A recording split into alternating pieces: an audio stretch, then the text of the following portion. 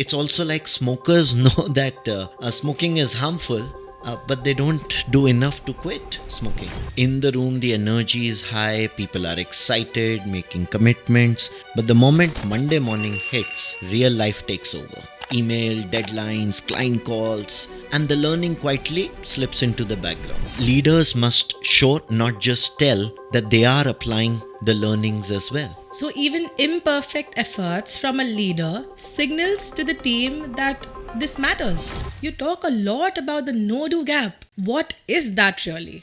Well, it's simple. The no-do gap is...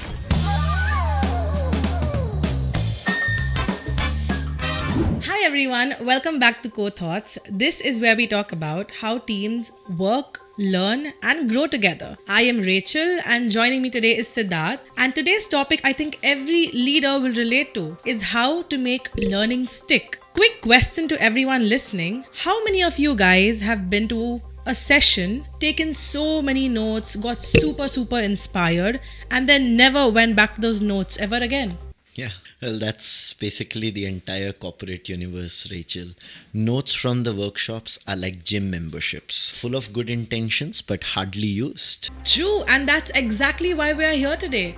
Why even the best workshops don't always stick, and what leaders can actually do about it. Exactly.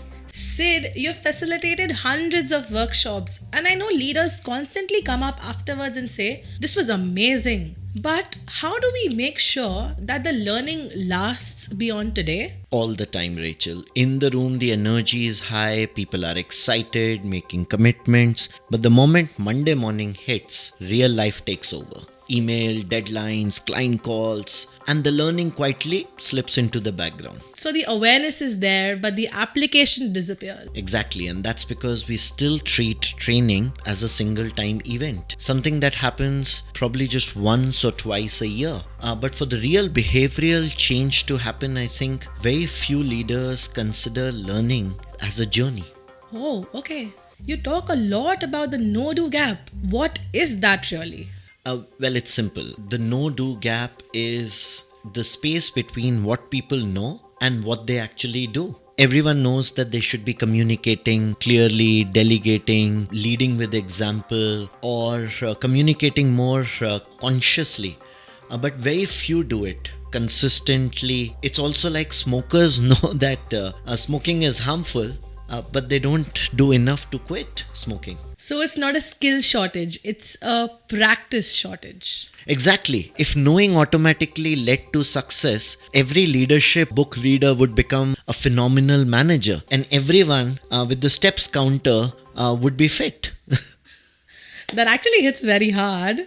But it's truth. It's the truth. The transformation happens not from knowing, but from doing. After workshops, I see people trying to remember all the points. Is that realistic? Not at all. And it's not even needed. Workshops can give you, say, 20 learnings, 20, 30 insights. But you even apply one or two, the impact can be massive. Do you have a real life example?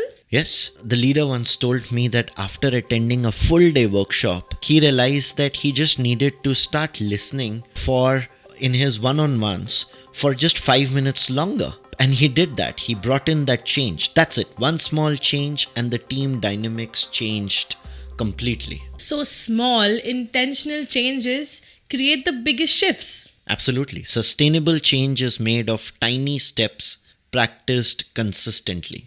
Okay, let's get practical. Leaders who are listening right now want something actionable. So how do you actually make learning stick? So, four things, Rachel, as is what I see. Number one, reflection. After every workshop, ask your team, what is it that one thing that we will do differently from tomorrow? And that shows the real commitment. So focus on one actionable change and not like a big laundry list. Exactly. Second would be routine. The learning has to be like a weekly thing. It's like a rhythm. So a 2 minutes debrief after every meeting, or say weekly check-ins, or say monthly reflections. Do a 2 minutes of a debrief after every small catch-up with the team. That honestly sounds very easy to implement. Yeah, and that's the point basically. The third would be role modeling. Leaders must show, not just tell, that they are applying the learnings as well. So even imperfect efforts from a leader signals to the team that this matters. Yes, effort is contagious. Lastly, recognition. When someone applies a learning, subtly or significantly acknowledge it. Because what gets recognized gets repeated. Absolutely. So, if you're wondering why workshops actually fade, remember that attending a workshop is just the spark, but implementing those things in your daily life is actually the fire. Precisely. So remember, pick one takeaway, practice it consistently, involve your team, and celebrate small wins. That's how transformation exactly happens, not just in one big day, but in small moments. Thank you for tuning in to Core Thoughts. If you like this episode, share it with a team leader who believes in making strong oriented teams. And until next time, Keep learning, keep growing.